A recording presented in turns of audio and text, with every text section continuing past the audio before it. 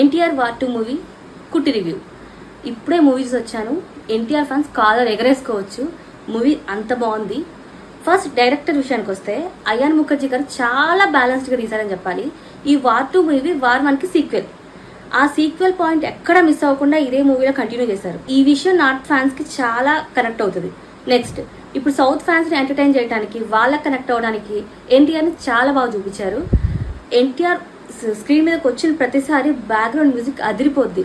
NTR fan ఎక్కడ అయ్యో మా హీరో తక్కువయ్యాడా అన్న ఫీలింగ్ మాత్రం అస్సలు రాదు. మూవీ రిలీజ్కి ముందు చాలా మాటలు వినిపించాయి. హృతిక్ బాగా డామినేట్ చేస్తాడు ఎన్టీఆర్ తక్కువ చేసి చూపిస్తారని చాలా కామెంట్స్ వినిపించాయి. కానీ మూవీ మాత్రం అస్సలు అలా లేదు. ఇన్ఫాక్ట్ ఎన్టీఆర్ హృతిక్ని ఎక్కువ డామినేట్ చేస్తాడు అనిపించింది. ఇక ఇది మొత్తం స్పై యాక్షన్ మూవీ కాబట్టి మనం ఎక్స్పెక్ట్ చేసిందే ఎక్కువ యాక్షన్ సీన్స్ అవే ఉన్నాయి.